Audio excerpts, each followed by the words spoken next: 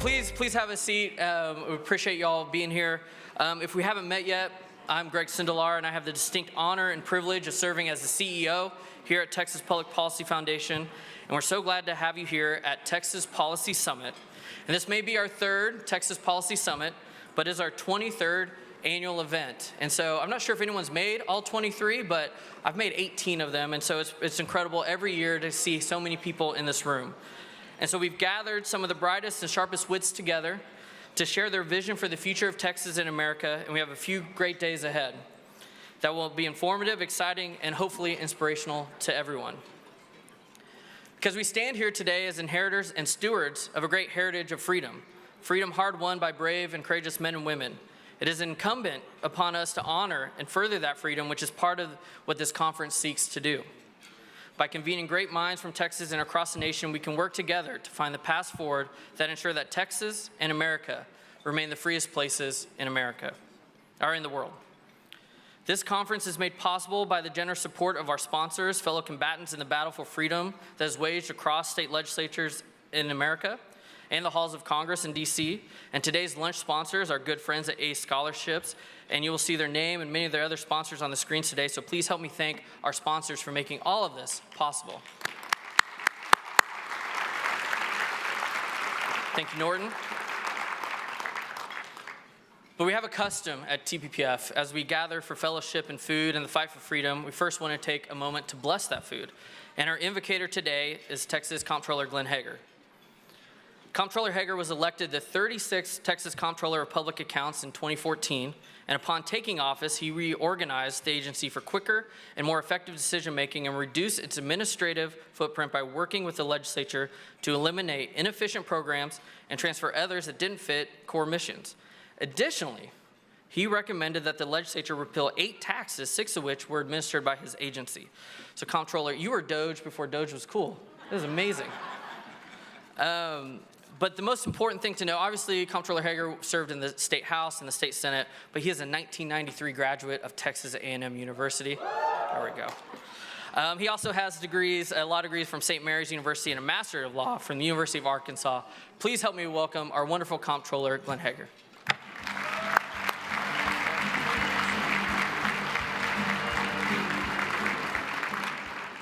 It is great to be with you, and I am so glad that we are having this event indoors and we're not having an outdoor picnic today. I don't mind cooler weather, but that one is a little too cold for me. You know, as I was walking up here first before I give us the prayer, I was thinking about 10 years ago as I came up on this stage and I was newly elected this position. The governor was newly elected for the first time in his position, that I would brag to you that as the CFO, that Texas as a state, if we were our own nation, don't get any ideas, but if we were, we would have been the 12th largest economy in the entire world.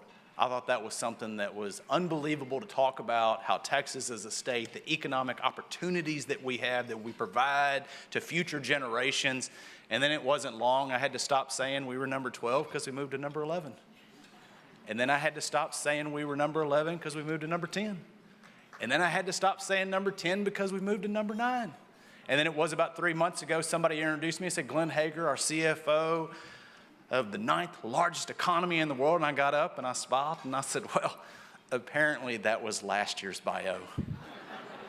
Because today, the state that we call home, large part because the policies that we hold dear of liberty, freedom, economic opportunity, limited government regulation, has now made Texas the 8th largest economy in the world. And if we continue to stay focused on where we need to go, it won't be long. Maybe I'll get the economic information a day before the governor, and I can brag with some time in the next year or two that actually, no, now Texas is the 7th largest economy. And that's because of the work that we're doing here in this room. So please join me in prayer. Lord, thank you for this day. Thank you for the opportunity to get together, to share our common knowledge, our experiences, and keep focused that Texas is the economic beacon, not only of this country, but of the world. Your grace, your guidance is giving us to be able to get through the valleys and get over the mountains and keep Texas an economic envy, not just of this nation, but of this world. We pray that you will give us your strength, you will give us your guidance, and keep us centered in the values that you hold dear. We pray in all of this in your perfect will, and please bless this food to the nourishment of our bodies. In Christ we pray, amen.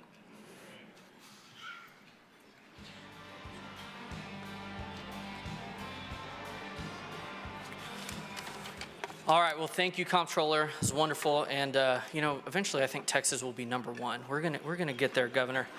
But we do spend a lot of money in the state, and I wanted to share with y'all a video talking a little bit about where we're spending money in our education system. Last year alone, we spent $93 billion educating our children, which was an all-time high. And you might think that our children's test scores are too at an all-time high, but unfortunately they're not.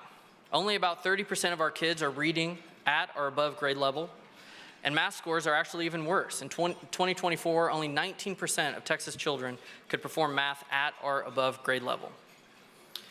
So where is the money going in the system? That's a good question, and it's one that this video that you're about to watch was made to answer. And we know where it's not going, unfortunately, and that's in the classrooms. Only about 40% of every dollar we spend in education goes into our classrooms. When I started at TPPF 18 years ago, that number was 51%, and we thought that was terrible, and it's only gotten worse since then. So please enjoy this video as we take a closer look at where the money is actually being spent in our public education system. Texas has some of the highest property taxes in the country. Despite efforts cutting them at the state level year after year, they never seem to stay down. Why? The #1 culprit? Your local ISD and the profiteers who use them like an ATM.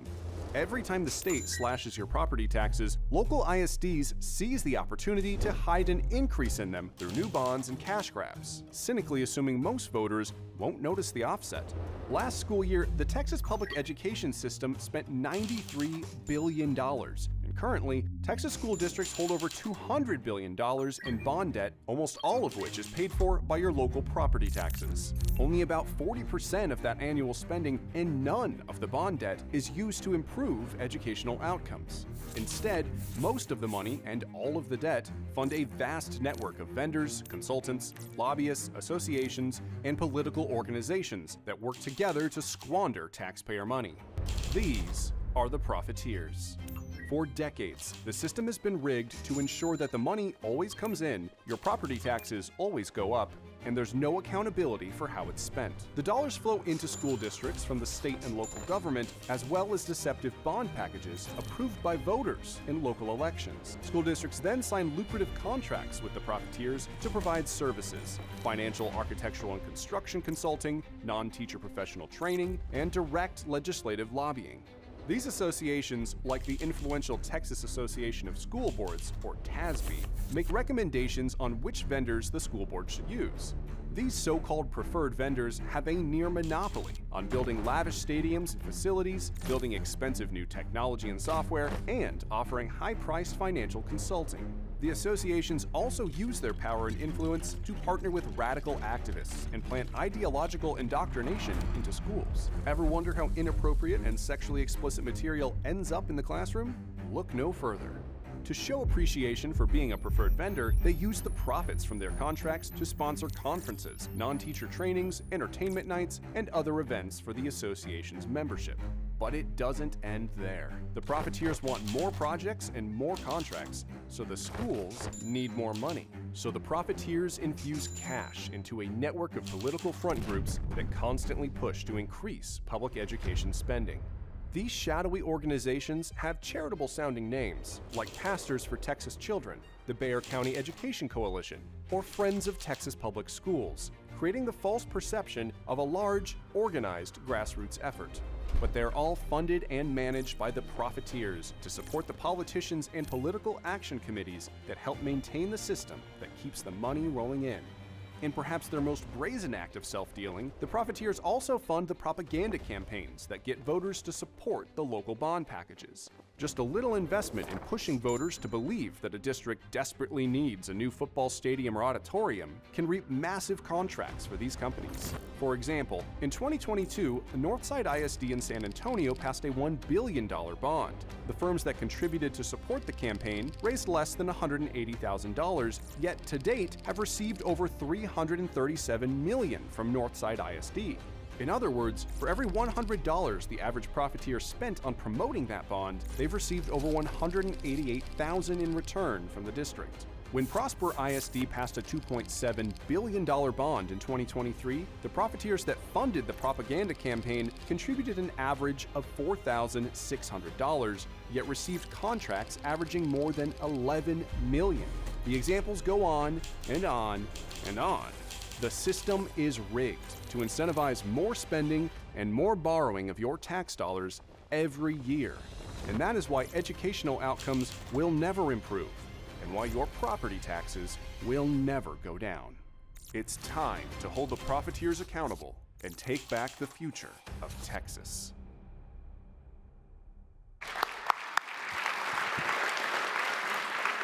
All right, so we have a lot to cover over this conference. We'll be talking more about this and other subjects, but for now, please enjoy your lunch. We'll be back to start the program in just a few moments.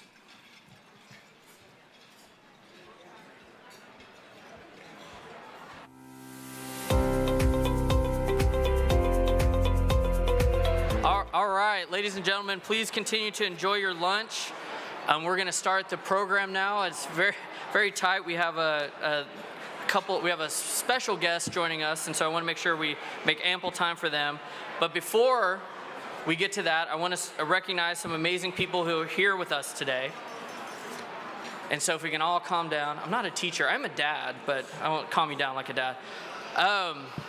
But first, I'd like to recognize the TPPF Board of Directors who are here today. Of course, we have our TPPF Chairman of the Board, Kyle Stallings, is here. Where's Kyle? There's Kyle. Our founder and Chairman Emeritus, Dr. Jim Leiniger, is here. Our former Chairman, Tim Lyles, is here. I don't know if I haven't seen Ernest Angelo, but I hear he's here, so maybe he's here. If not, grateful for you being here, Ernest. Doug Deason is here. Vim Head is here. Stacy Hawk is here, down front row. Chaz Neely is here. And of course, the amazing Brenda Pejovich is here as well. All right, did I miss any of my bosses? Any of the TPPF board members? Okay, all right, I'm safe for until next year. I'd also like you to join me in recognizing our elected officials and public officials that are present. So of course we have Texas Governor Greg Abbott is here today.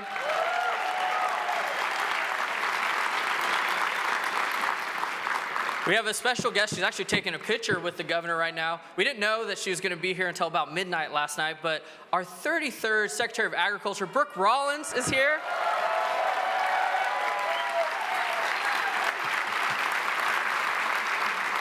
Of course, we heard from a wonderful comptroller, Glenn Hager, who's here today. We also have some state legislators. Hillary Hickland is here. My good friend and Aggie, Pat Curry, is here as well. Carrie Isaac is here. And I see her not better half, but former state rep Jason Isaac is back there as well. Terry Leo Wilson is here. Valerie Swanson is here as well. There she is. Joanne Schaffner is here. Awesome.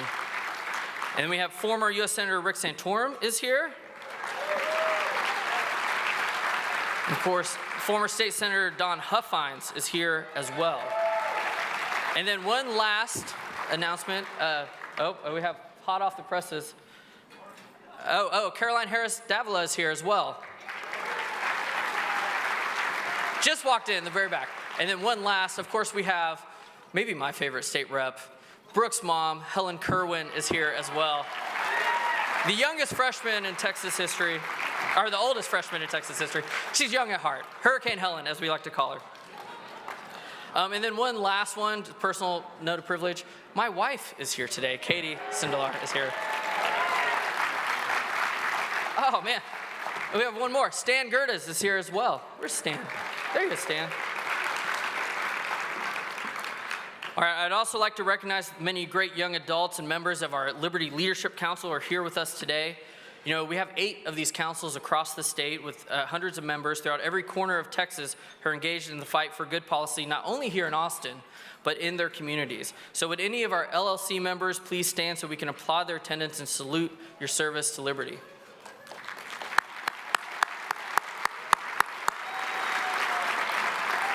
Oh man, Midland crew, front and center. I love it. It's fantastic. I think I'm still young enough to be in the LLC. I'm not sure. I might be aging out of that.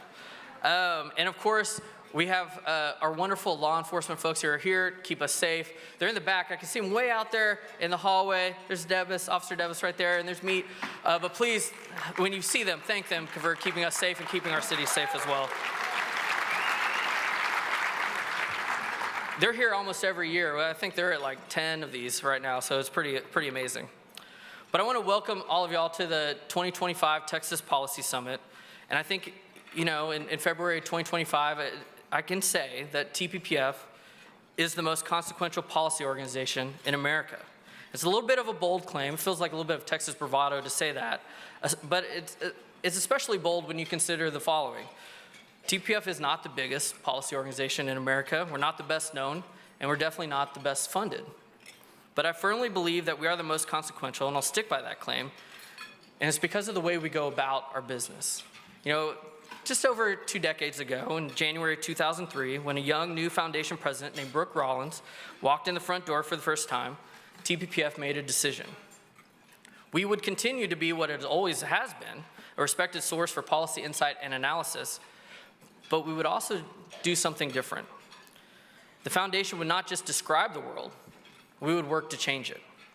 We would work in the trenches with lawmakers, with governors, with activists and grassroots, and with media and scholars, really anyone with whom we could advance the mission of Texas strong and free. And it's hard to remember, but 22 years ago, that was considered unusual and even preposterous. It was hard enough to do policy scholarship. How could an organization take on policy change? Almost none of our peer institutions in other states, and certainly not in Washington, D.C., did anything like it. In fact, I remember a story from around that time when a think tank leader from California came to visit TPPF, spent the day. He went home, he went back to his hotel that night, and he called his wife, and he said, "You're not going to believe it. They actually do things here." And so it's no surprise that that Californian now works for TPPF and is now a Texan. And it's not Chuck DeVore. It's actually someone else. But they're here, and many people have joined us because we actually do things. And that's our secret. It's not really a secret, but we do things, because we do, we have something right now in America that we haven't had in a long time, and that's hope. Now, am I claiming credit for the return of President Trump to the head of the U.S. government as the President of the United States? Of course not. Credit for that goes to him directly and him alone. He did take a bullet, stood up, and told us all to fight. But here's what I will take credit for on behalf of this foundation and on behalf of every one of you who has supported us, worked with us, and lent us your time and your counsel across the many long years, especially some of those darker years, maybe the last 4 years that seemed a little bleak at times. And that's that, I gotta turn the page. This foundation will absolutely take credit for keeping the ideas of liberty strong, vital, and current, and for developing the pathways to bringing those ideas into action. And don't forget that especially in those dark times, during the Obama years and the Biden years, 2 eras now consigned to the dustbin of history, that it was TPPF who developed the conservative border security and immigration consensus. And it was TPPF that told the truth about the Mexican narco regime long before D.C. would ever acknowledge it. And it was TPPF that pioneered constitutional interpretations and powers now being put into action at the federal level. And it was TPPF that identified election integrity as a core conservative issue long before the 2020 elections brought it to popular consciousness. And yes, it was TPPF that kept the dream of school choice and educational freedom alive for 3.5 decades, until Texas finally got the leadership, the courage, and the vision to bring it within reach. And so everywhere you look, you see the work of this foundation as people. The new Trump administration is proof enough of that in its executive orders, and you look at some of the border security things they're doing, and especially the designating the cartels as foreign terror organizations.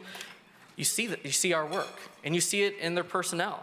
Of course, our former colleague Rodney Scott is now Commissioner of the United States Customs and Border Protection.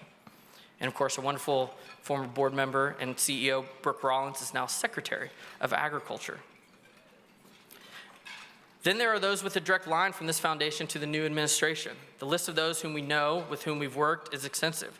The point in saying this is not to brag about our influence and access. This is not Washington, D.C. We're in real America right now, and you don't care about that.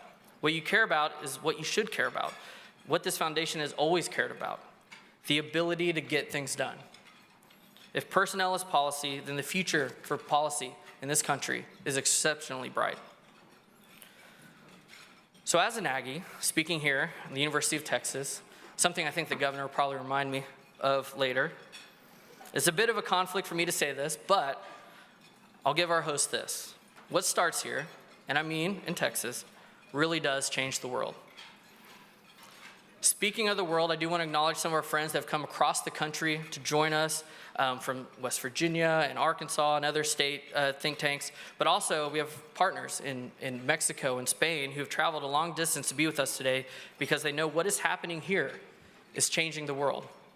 The cause of liberty is common to us all, and we welcome you in that spirit. Of course, because we're not in Washington, D.C., we have other cares. For example, the 89th Texas Legislature, which I'm pleased to report has gotten off to a strong start. I said earlier that Texas now has the leadership with the courage, the energy, and the vision to get the right things done, and it's absolutely true. If you know nothing else about the state of Texas governance, just know the big three leadership team we have now, Governor Abbott, obviously Lieutenant Governor Patrick, and Speaker Burrows, is absolutely the strongest and most energetic trio I've seen in nearly 20 years in public policy. We have every reason to be optimistic with them, and you'll hear from all of them during the course of this summit. Of course, every one of you is rightly concerned with the fate of school choice in the 89th, especially after the drama of the 88th. If you remember that, it just went on and on and on. But I think we can be rationally optimistic now because we're an institution that does things, and we're a state that does things. So we'll be doing our part, working with lawmakers and leaders to make it so. And if Texas history secures yesterday, border security secures today, then education freedom will secure tomorrow. And so we owe it to generations yet to come to finally get this done for Texas. But education freedom isn't our only priority in the new legislature, of course. Our list of legislative ambitions amount to liberty-oriented remaking of Texas, which is simultaneously a defense of all that makes Texas great. We're committed to ending taxpayer-funded lobbying, much like what you saw in the video we just showed.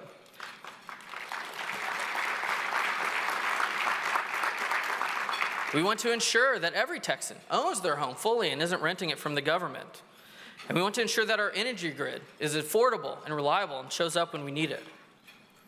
And of course, we're going to do what we've been doing for decades to ensure that we maintain our fiscal conservatism in this state and continue to pass a conservative Texas budget and have surpluses like Comptroller was talking about. But that's only the beginning of what we do.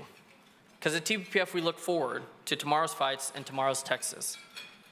And one thing that we see that is in crisis already and is getting more pressing is the crisis of the Texas family, which is under increasing assault from forces arrayed against it. Most Texans would agree that Texas does better than most states in supporting and promoting families, but better than most is not the Texas standard.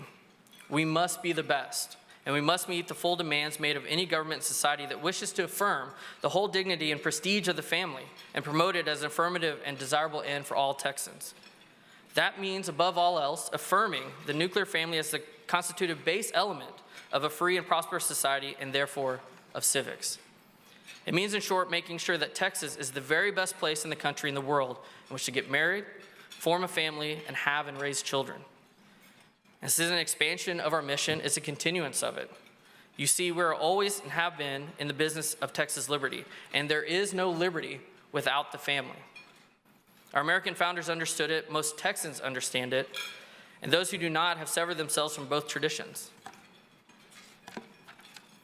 Therefore, I'm proud to announce today the establishment of TPPF's Texas Family Initiative, a new effort to ensure that our Lone Star State fulfills its promise to protect life, liberty, and happiness in all spheres. It's a big agenda, and and we're just in the beginning, and we're fortunate to have state leadership receptive and eager to do it, and we will get it done for the state. And we're gonna do it, we're gonna do all of this because we actually do things here in Texas. And I don't just mean TPPF, I mean the state of Texas. We're a nation that prioritizes action more than sentiments. We demand it of one another and of our office holders. And you know what? I think we're getting it. Winston Churchill said in 1943, "You may take the most gallant sailor, the most intrepid airman, and the most audacious soldier, put them at a table together, and what do you get? You get the sum of their fears." But here in Texas in 2025, I believe if you get the most committed activists, the most steadfast citizen, the most engaged moms, and the most visionary governor, and put them in this room right now together, what do we get? We get the sum of their hopes. And it is in that hope that I welcome you to our 2025 Texas Policy Summit, because we are building the future right here, right now, and I'm so grateful to be doing it with each and every one of you. Thank you very much.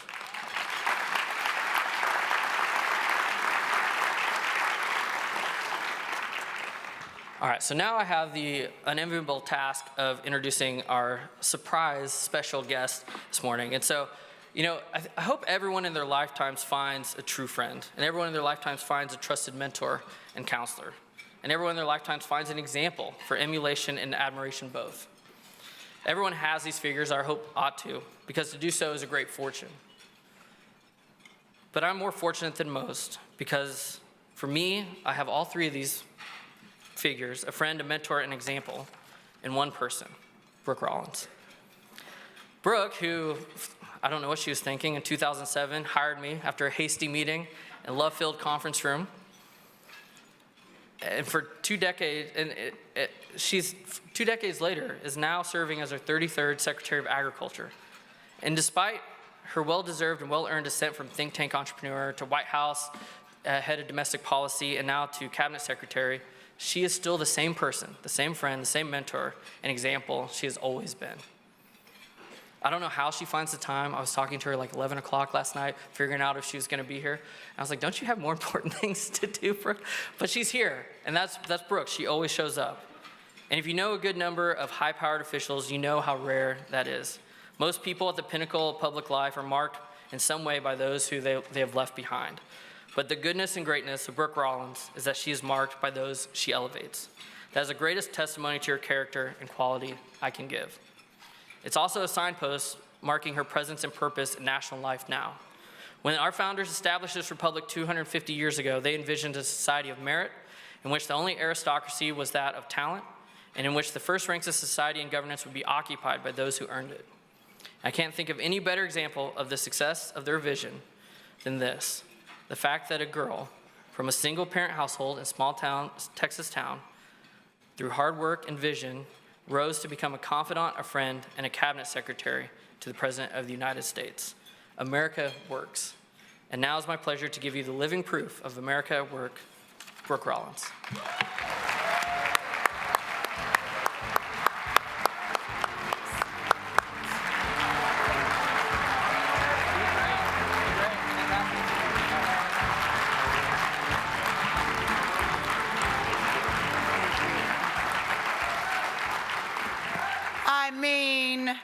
It's good to be home. Y'all know I get a little emotional every now and then, especially when I am here in Texas and here with my people. My people, you are my people. My mom is here as a state representative. What happened?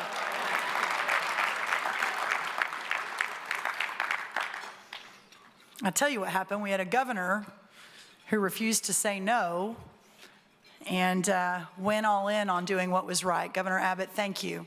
Thank you.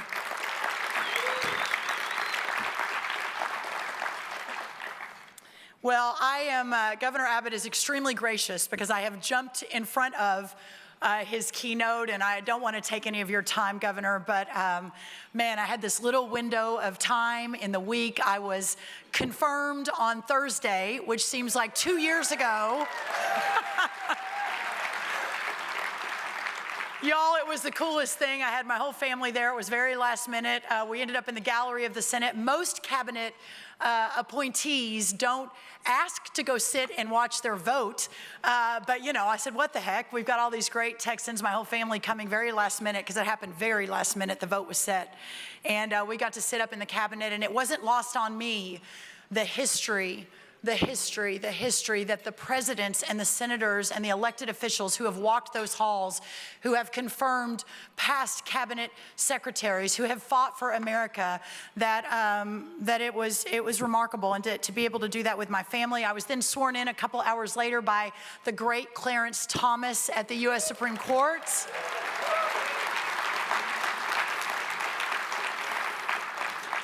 And then I immediately went to the USDA and got rid of all the DEI programs, finished all the gender ideology. Said, we're gonna right this ship. Those 978 DEI programs, gone.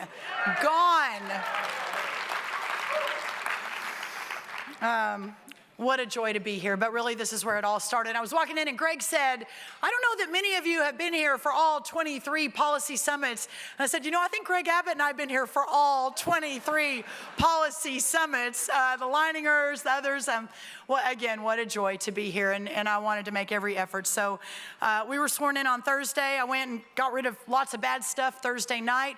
We headed to Kentucky on Friday. It was really important to me that we get out of Washington in those first 24 hours and we say, America is back. And we are in Washington to support you, the people, that I am, as your 33rd Secretary of Agriculture, will never forget and will in fact put first always our farmers and our ranchers, but everyday Americans that have been lost, not just in the last 4 years, although the last 4 years have been a bit of a disaster. Would y'all agree? My goodness gracious.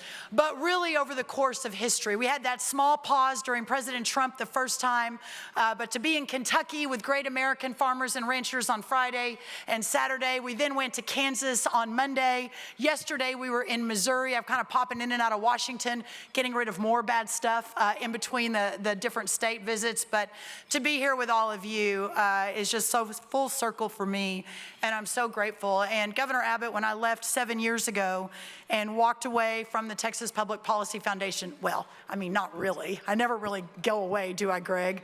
But officially walked away to join the last White House. I knew that we had basically one more shot to save this country. And I knew that Texas was in such great hands, first with my people at the Texas Public Policy Foundation, for whom I had served for 15 years before I walked away to go to the White House, but also because of this governor who has been bold and fearless and courageous. And I am forever, forever grateful that we keep putting Texas and making Texas the model for not only America, but for the world. And Governor Abbott, you have done a remarkable job in that. And I mean that so sincerely. Thank you. Well, I look out across all of you here and you who have come, most of you from Texas, many of you, though, from America to see how we do it here in Texas, and even a few of you from across some great oceans all across the world. And I see the success of a vision that was incepted long ago. But I see something even more important than that, because what's happening here now is ultimately not about the Texas Public Policy Foundation, and not even about our great governor and our great lieutenant governor and others, our elected officials. But to paraphrase Churchill, we, TPPF, Governor Abbott, all of us together are giving the roar. But as Churchill said, it is the lion's spirit, the lion's heart, the spirit of freedom that is in the people. And that's you. That's every one of you here. That's each of you who burns for freedom, who loves our history and our heritage, who knows it must be defended at all costs, and who, most importantly, does something about it. I don't mean attending conferences, lots of conferences and conferences, but I mean doing it for the right reason, as a pathway to fellowship that then inexorably leads to action. You understand it, and it's why you're here. I know that because otherwise y'all have a lot of other good things to be doing. If you have worked in the trenches for years upon years, like some of us in this room, or if you are a newcomer to the cause of liberty, which I know a lot of you are today, especially our younger crew, you are equally welcome, and you are equally my brother and my sister in the cause of reclaiming our country.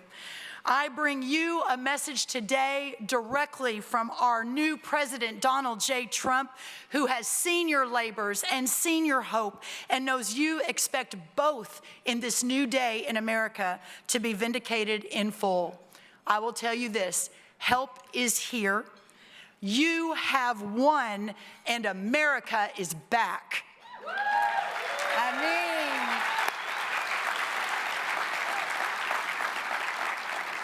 And you know, it doesn't mean that there isn't a tremendous amount of work to do, because there is. There is a lot of it.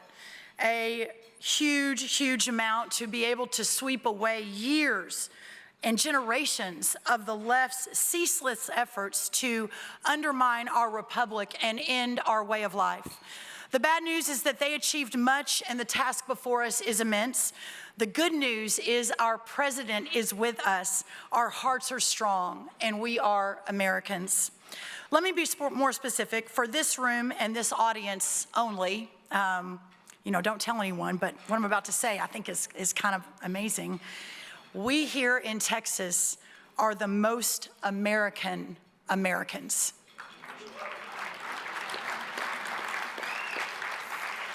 Because we are Texans, and we never let a little thing like overwhelming odds or an improbable cause get in our way. After all, think back to the year of our independence. Think back to 1836.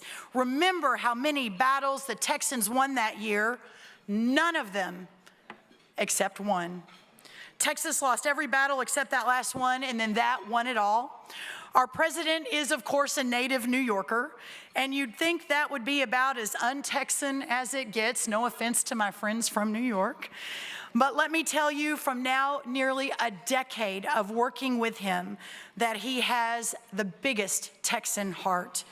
This is a man who knows what it's like to be counted out, to face impossible odds, including 1,000 years in prison, to have every obstacle thrown in his way and prevail.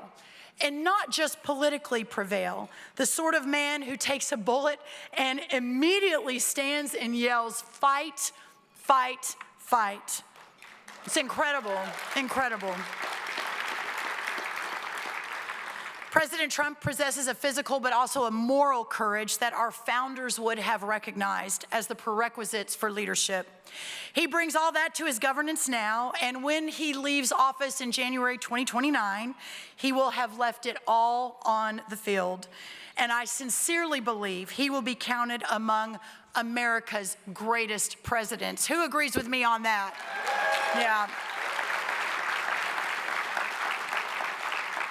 I think we need to look no further at that than the pace of action and activity he has already demanded, and for which he has set the example.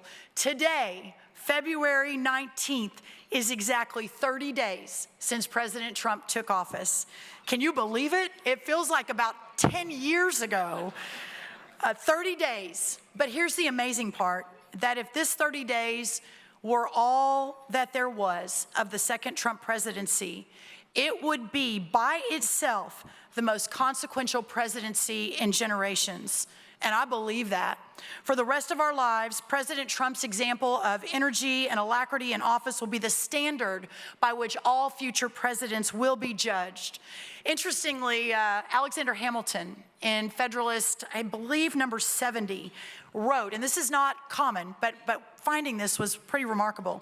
Alexander Hamilton wrote, Federalist number 70, that energy in the executive is a leading character in the definition of good government.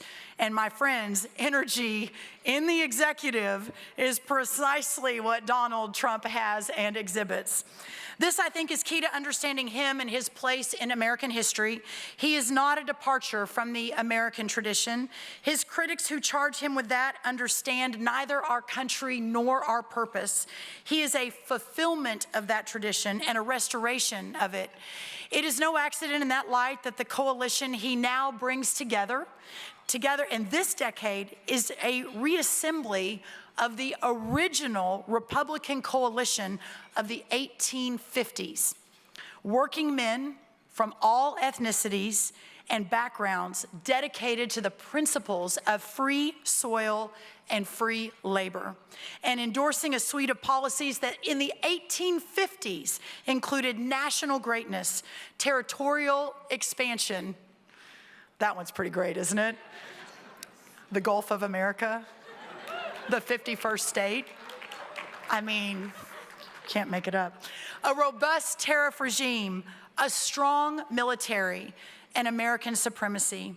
And of course, a definitive focus, and I'm gonna kind of wrap here with this since it's my new role, 6 days in, a definitive focus upon agriculture as the foundational enterprise and constitutive pursuit of our republic. What a blessing. That program, my friends, is Trumpian, but it is not just that. It is Lincolnian, it is Jacksonian, it is Jeffersonian, and maybe even most of all, it is Hamiltonian. But here's the point. The presidency of Donald J. Trump is as American as it gets.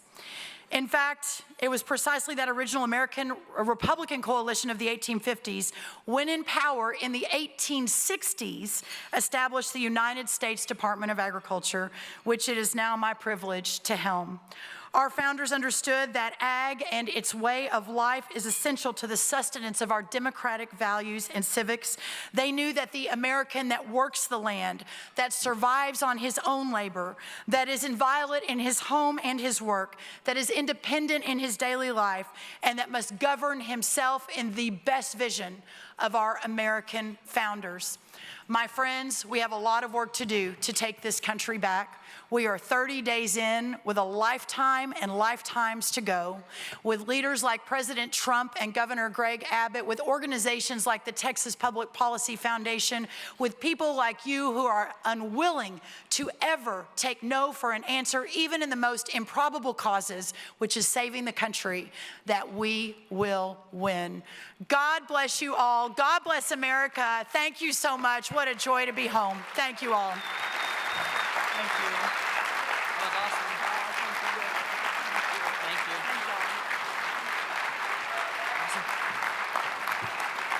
How about Brooke Rollins?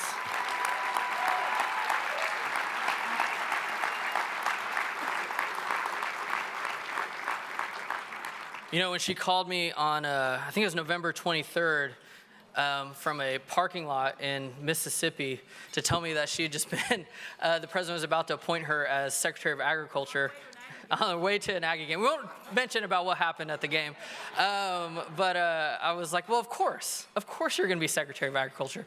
And you know, I don't know that the USDA knows what has hit them.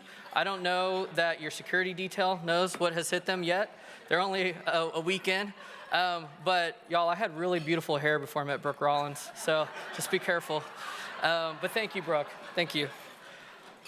All right, so, you know, as Brooke said, you know, Texas is leading the way, and you hear time and time again that we're leading the way. And we're leading in entrepreneurialism. Great rockets are launched to the stars from Cameron County, Texas, and from Culberson County, Texas. The great and good of Silicon Valley have uprooted themselves from the pleasant weather of Silicon Valley to really enjoy Central Texas summers. And why? Because of what's happening here in the state. You know, the frontiers of artificial intelligence have pushed forward by minds who root themselves now in Texas soil, live in Texas communities, and increasingly dream big Texas dreams. Texas is leading the way in liberty. It is Texas that nearly alone kept alive the shape and aspiration of a constitutional order during the depths of the last 4 years. And it is Texas that refused to submit to Washington, D.C., grown arrogant and overbearing, and fought back in both law and politics.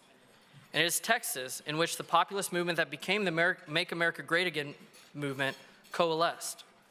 And it is Texas which told the federal government to take a hike, and if they wouldn't protect their border, then Texas would.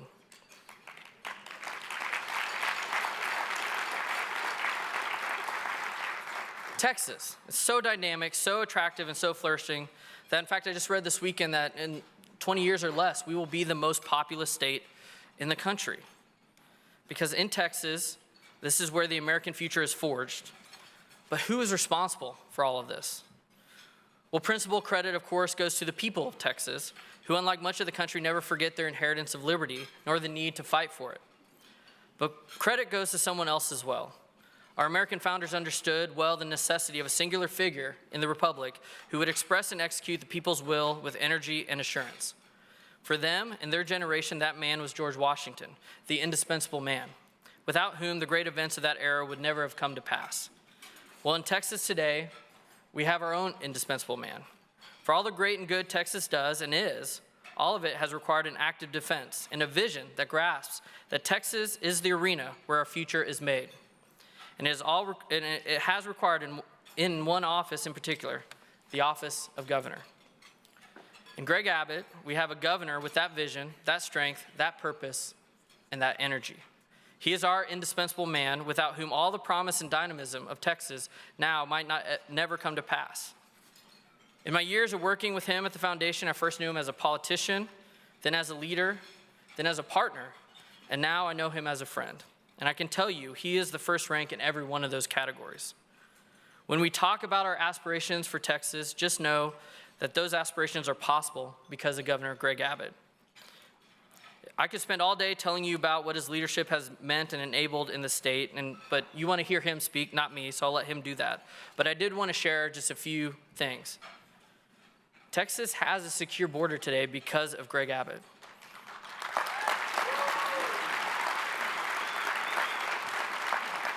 Texas has ended genital mutilation of children because of Greg Abbott. And Texas has some of the most robust protections for life in the nation because of Greg Abbott. And Texas is going to have universal school choice and education freedom and the best education system in Texas because of Governor Greg Abbott.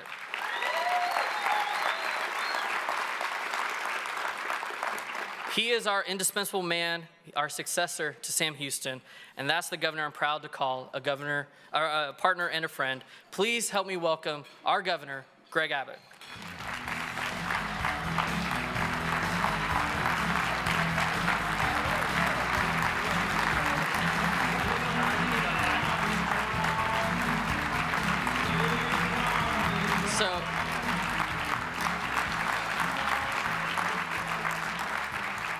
So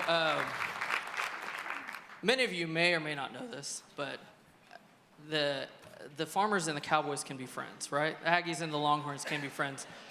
And the governor and I might have made a little wager on what happened on November 30th, and now it's time to pay my due. So, Governor, I'll turn it over to you. So Sindelar was talking real big, trash talking the Longhorns, and was emphatic about the way the Aggies were going to crush the Longhorns when they reunited their game, especially because the game was being played in Kyle Field. No way would the Aggies lose there. And I said, put your money where your mouth is. Put up or shut up. And I set the terms of the deal. I said, if A&M wins, I'll wear a maroon jacket. If Texas wins, Sindelar has to wear a burnt orange jacket.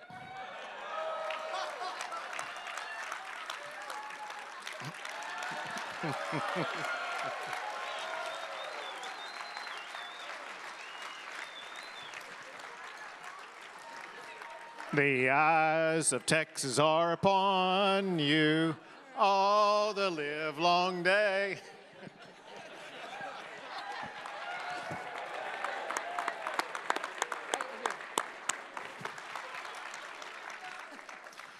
There's a reason why Sindelar is against the expansion of gambling in the state of Texas.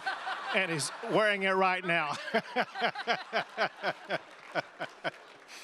There you go. Thank you, Governor. You cannot take it off for an entire year.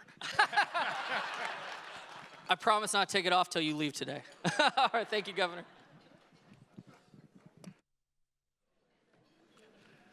Give it up for Greg Sindelar.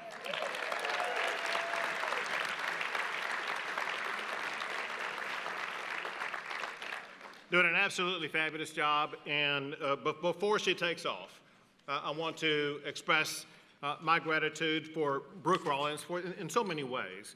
But just think how cool it is that TPPF was created here and you are able to create and perpetuate so many transformative policies. But as was pointed out earlier, policies is only one aspect of it. It's the people that's another aspect. And you've been able to also generate great leaders from TPPF, now reaching the height of federal government leadership, in Brooke Rollins, serving as your Secretary of Agriculture.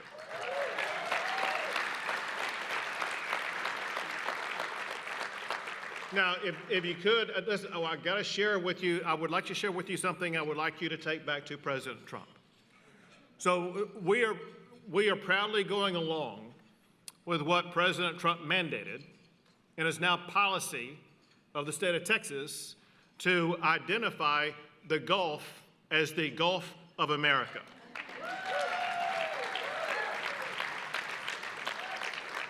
But share with the president that we did it only because we were forced to do it, because I had a far better idea.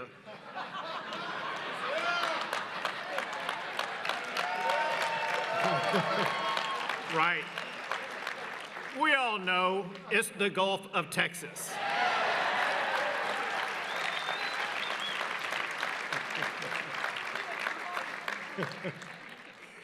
The other thing about Brooke, and listen, we actually had a lot of fun. So it was Brooke and Helen Kerwin. You were right there moments ago. Where's Helen right now?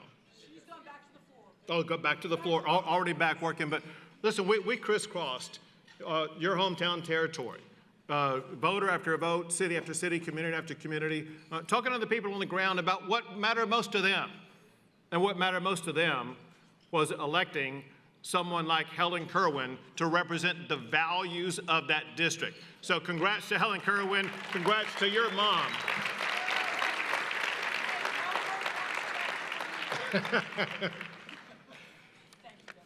So there's several things I want to cover today. Two, I just want to make a couple of short comments about and devote most of my time to school choice. One point that I know is very important to everybody in this room and incredibly important to every Texan outside this room, and that is that we must deliver meaningful property tax cuts this session.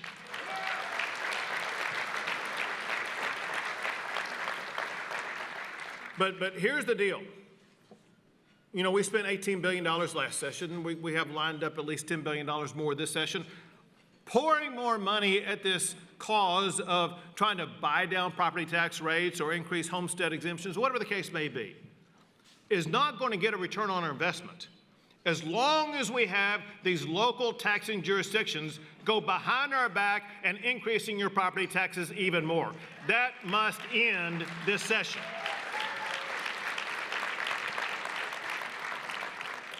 One of the strategies we have, and we need more than one, but one strategy that we must pass this session, and that is to say that no taxing jurisdiction in the state of Texas can increase your property taxes without getting 2/3 vote of the people in favor of that proposition. That vote must take place in November, and it must have at the end of the proposition the statement, if you vote yes for this proposition, it will increase your property taxes in Texas. No more property tax increases in Texas is what we need. One quick note that was brought up by Greg Sindelar about the board. I want you to understand the order of magnitude of the change that we've been through in just a 2-year time period. About 2 years ago, in Eagle Pass, Texas, there's a city park there that the Biden administration was processing up to 5,000 illegal immigrants a day. We shut that down by wiring it completely shut. And now there are crossing, on average, less than one person a day crossing in that area. But now that we're working in collaboration with President Trump, we see on average across the entire state of Texas, less than an average of 150 people crossing the border a day. This is game-changing. It's never been this low. And we owe President Trump and his team, like Secretary of Homeland Security, Kristi Noem. You got Tom Homan, a real border czar doing a job of securing the border. People are doing things unlike ever before. The border is in great hands for the next 4 years. My work with the Trump administration is that President Trump and I both know one thing. In 4 years, he is gone. He will do a great job over the next 4 years to make sure we secure the border. Our goal is to ensure that over the next 4 years, we do a great job of preparing the border for security for the next 40 years in the great state of Texas.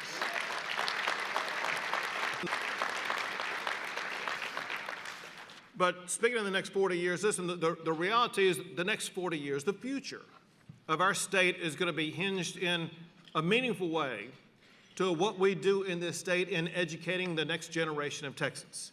And that's why I am all in on ensuring that we use multiple strategies to put Texas on a pathway to do a better job than ever before in the history of our state to improve education.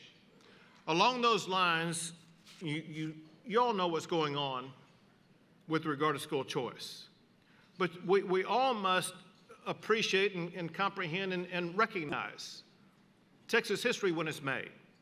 Because earlier this week in San Antonio, Texas, at a school choice event at a Christian school there, Texas history was made. On that night, Speaker was there. Speaker Dustin Burrows was there. And when he got up on the stage to introduce me, he said something that no speaker in the long and illustrious history of the Texas has ever said. He raised his hand and said that he, as Speaker, supports school choice in the state of Texas.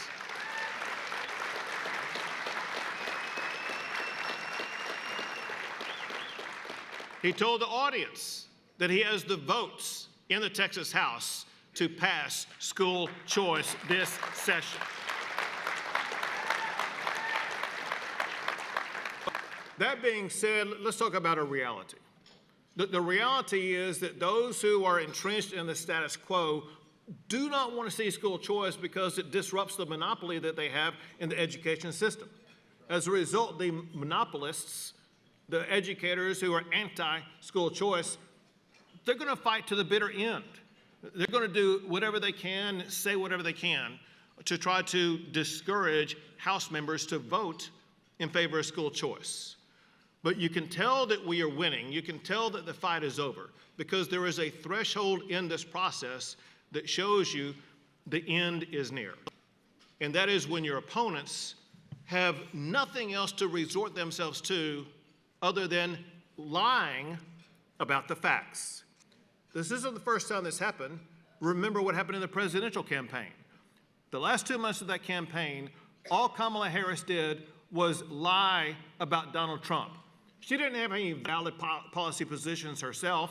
All she could do is lie about Trump. And how did that turn out? Kamala got creamed in that election. Right now, the only thing happening by the opposition is lie after lie after lie, or let's be charitable about it, they're just completely uninformed about what they're talking about. That being said, what I wanted to do today was, for one, to provide clarity on some of the issues. I know you know them, but those people in the back may not know the clarity on the issues. Another thing, and that is I've been meeting with Texas House members, and especially with the freshmen. And the freshmen are experiencing something for the first time. They're getting emails or notes or text or phone calls by teacher union members registering their antagonism to school choice. And they said they wanted to be armed with the answers and the responses to deal with that. They themselves wanted to know what the information was. They wanted to have the comfort of knowing they were in the right, but also be well enough informed that they could respond to their own constituents.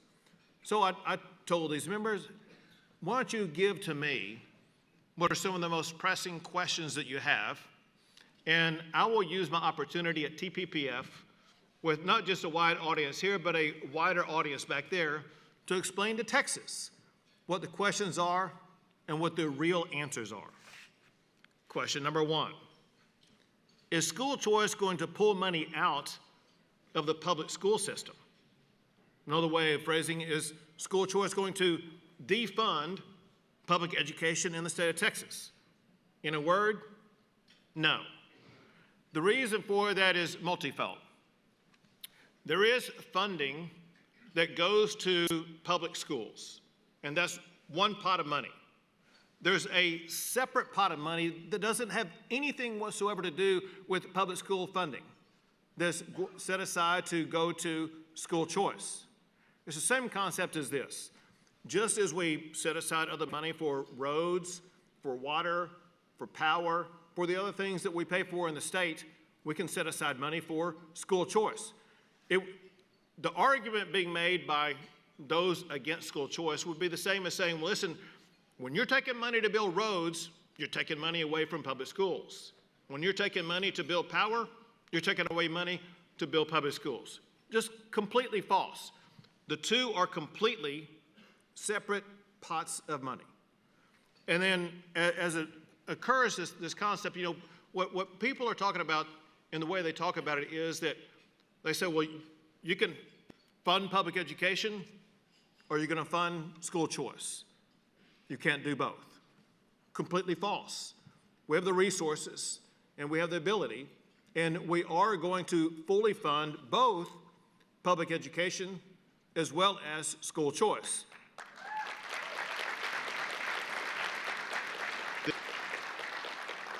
The magnitude of each pot is this. When this session ends, we're going to be providing more funding for public education than ever before in the history of the state of Texas. We're going to pay the highest average teacher salary ever in the history of the state of Texas. Per student funding will be higher than it's ever been in the history of the state of Texas. At the same time, we're going to set aside enough that Texas will start a school choice program that will be the largest start to any school choice program in the history of the United States of America.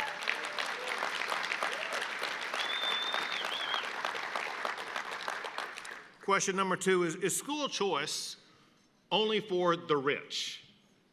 Completely false narrative. The rich already have school choice. It's others that don't have school choice. And what this funding provides is the opportunity for everybody, from the lowest poverty level to mid-income level to anybody who wants access to school choice. It expands the scope of those who are now going to be able to access the school choice system. Knowing that a parent of a child in a school may be fully impoverished, but they need a different choice for their child. They're now going to have the ability to tap into that choice. It also does more than any other program to open up school choice opportunities to our Hispanic students, our Black students, the other minority students that in the past would not have been able to afford to go to a school choice of their option. Next question.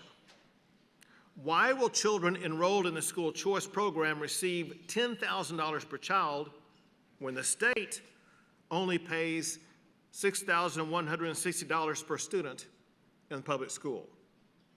Again, complete false premise. The state does not provide $6,160 for public education students. The average funding per student in public schools in the state of Texas is about $15,000, one-third more per student than going into the school choice program. And so there are complete false narratives. The way this is argued is educators talk about what's called the basic allotment.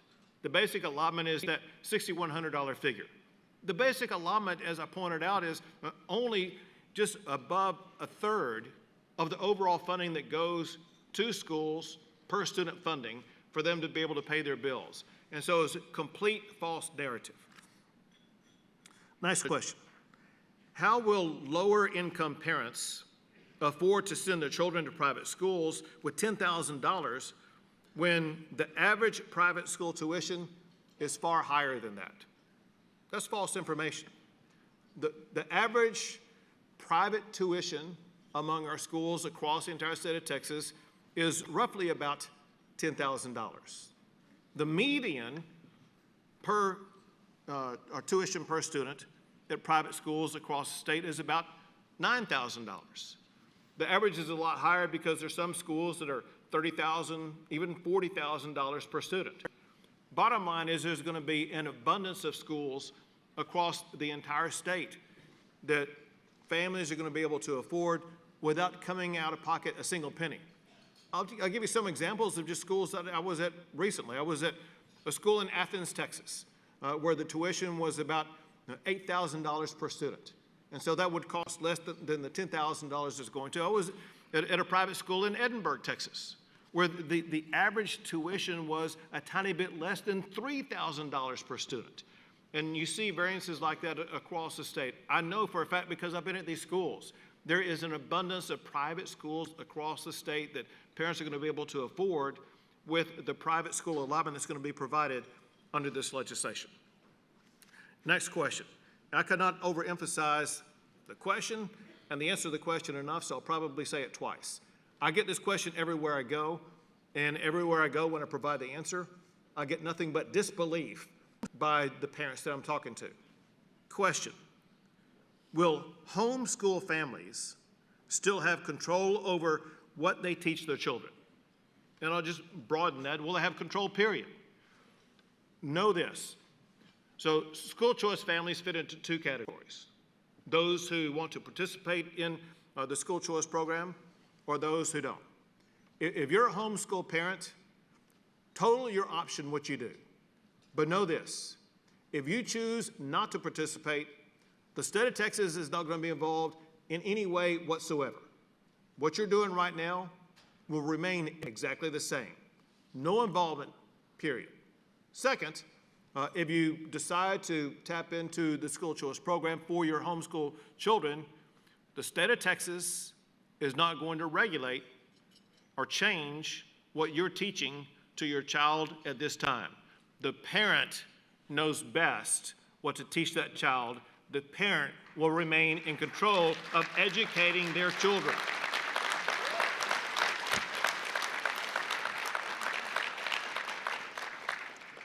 Next question. Under school choice, will government intervene in a private school's hiring or firing standards, student behavioral standards, or choice of curriculum? In a word, no. The state is not going to be involved in dictating what private schools are going to be teaching. Next question. Why aren't private schools held to the same standards as public schools? I'm going to give an answer a little bit contrary to what people think.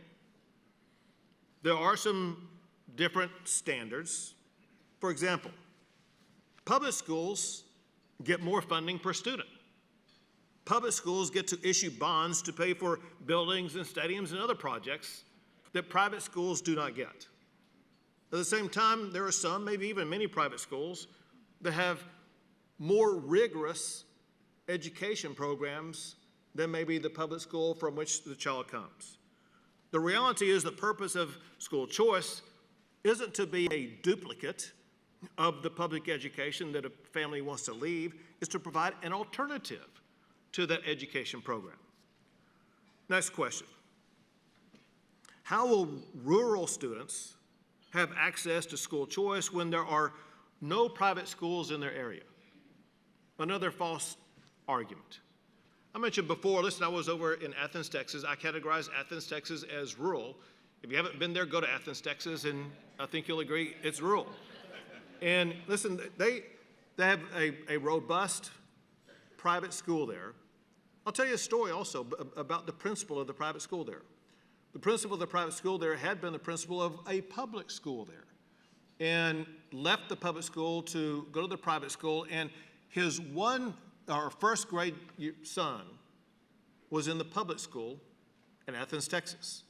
And what this principal said is that when he came home from school and his first grade son started rattling off four-letter word after four-letter word after four-letter word.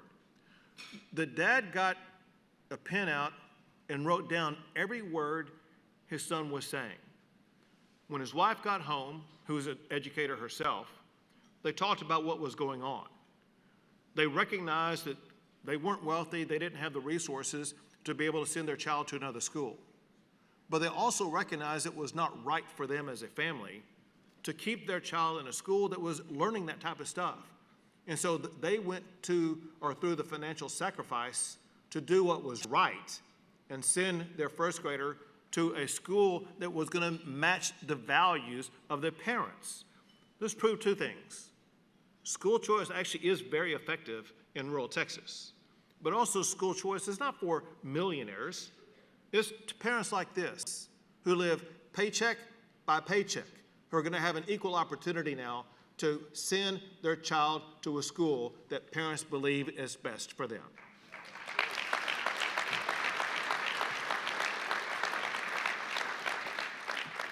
Also, this argument, if you hear this, this argument, there's no alternative in rural Texas. If you can follow along with me for a second, I'm going to it took about 10 minutes just to come up with this list, which is like no time, meaning if I spent more time, the list would be far longer than this.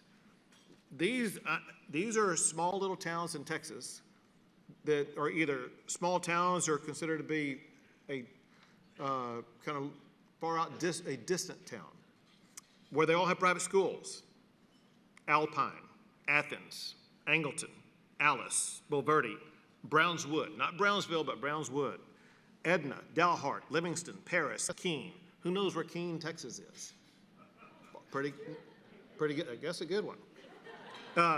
Palestine, Liberty, Sweetwater, Bernie, Jefferson, Gonzales, not Jefferson County, but Jefferson, Texas, Gonzales, Kingsville, Wharton, Warda. Who knows where Warda is? All right, there we go. Are you the principal of the school there? No. Cuero, Snyder, Castroville, Seminole, Floresville.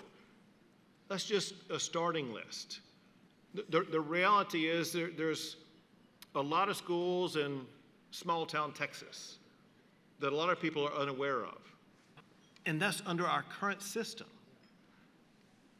Supply will create demand.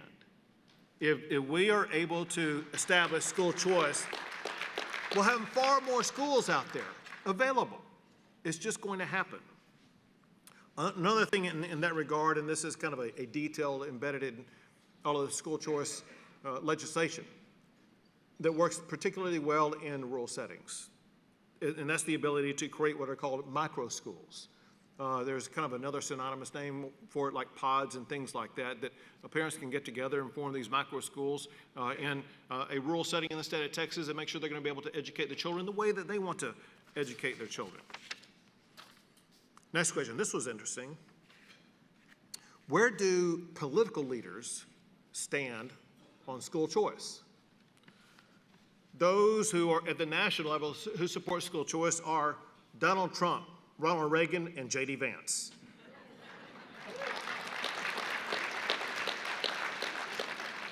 Those at the national level who oppose school choice are Joe Biden, Barack Obama, and Kamala Harris.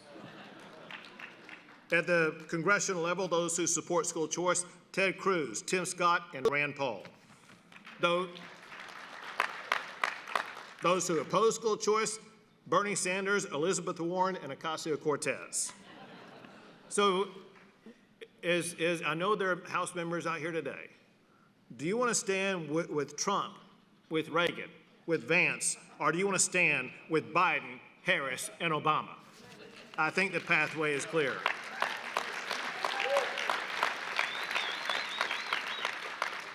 Another question that comes up is, has school choice worked in other states? And the answer is yes, and robustly. Listen, school choice has been working in more than 30 states across the entire country. And one thing that we've seen is there's been no decimation of the public schools in those areas. Public schools haven't collapsed, they haven't been eliminated. In fact, in many instances, the public schools have been enhanced. I'm going to tell you about a study that I saw that is now 2 years old, and I'm sorry I didn't do my homework and catch up about what happened last year. But 2 years ago, there was a report that came out about the schools, the public schools in the United States that were performing the best at the high school level. Which states had the top schools in the top 100, the most schools in the top 100? Number one, I'll forget the orders, Florida and Arizona. They had the most public schools in the top 100. What did Florida and Arizona have in common? The most robust school choice programs. It shows you can have robust school choice programs and at the very same time have some of the best public schools in the United States of America.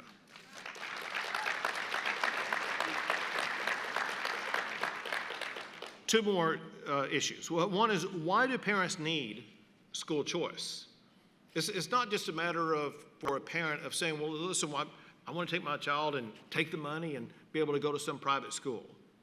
More often than not, there's actually a catalyst reason for that parent making that decision, like what I explained earlier with regard to the principal in Athens whose son was coming home using 4-letter words. As I've traveled around the state, I've heard so many parents articulate so many different reasons why they were desperate and urgently needing to remove their child. It includes what I call moral-based issues. Parents disagree with the morality or lack of morality in the public school setting. There are situations that occur in every region of the state of Texas where children are bullied. If you're a working mom doing your dead best to put food on the table and pay the bills, maybe working 2 jobs, doing the best to take care of your child at school, knowing that your child at school is being bullied relentlessly.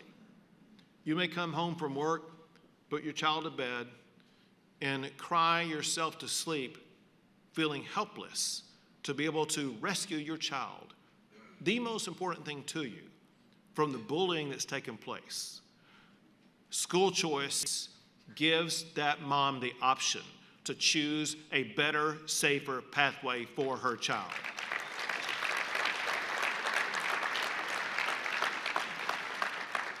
And then something came up this past week that is an echo of something that comes up literally every week.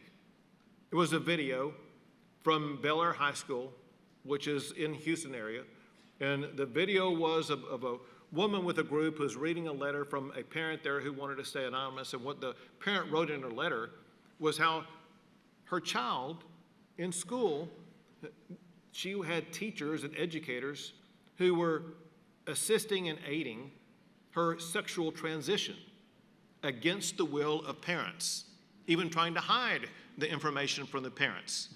That is wrong. No parent should have their child transitioned or harmed by an educator.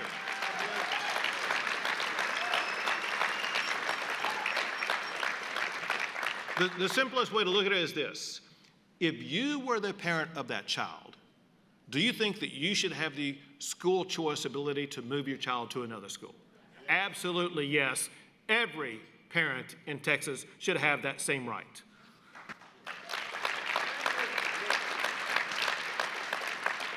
The last question, the last issue. What is the goal of school choice?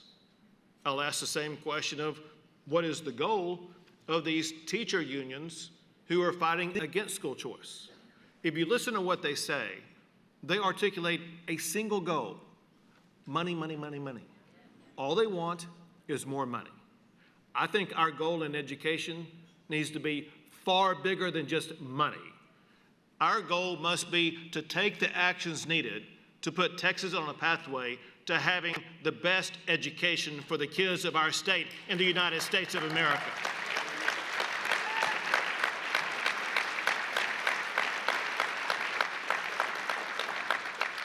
We are indisputably ranked #1 in the United States in so many different categories.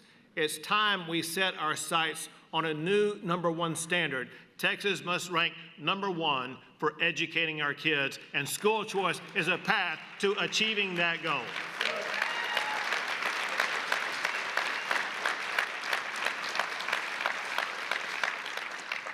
We would not be where we are with the advancements that we've made on school choice without TPPF. The members, those involved in policy, those involved in working with the Capitol, but the supporters, everybody in this room has had a role to play to make sure that we've gotten to the point where we are today. But we've still got more to do. We've got to make sure that we do fulfill what the Speaker said, and that's to ensure he has the votes to get this done. When we do that, we're going to have a Texas-sized party celebrating school choice in the state of Texas. Thank you all. God bless you all, and God bless the great state of Texas. Thank you. Thank you, man. Thank you all. Appreciate you.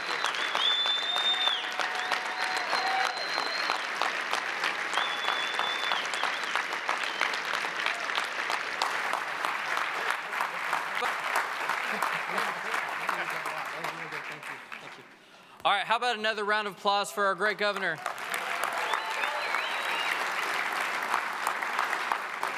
And I appreciate everyone's their willingness to look at me in burnt orange, especially my wife, who's a little repulsed right now. But it was weird, when I lost this bet, I had so many of our supporters say, oh, I have a burnt orange jacket for you to wear. Jeff Sparks, I see you wearing yours. You look pretty good.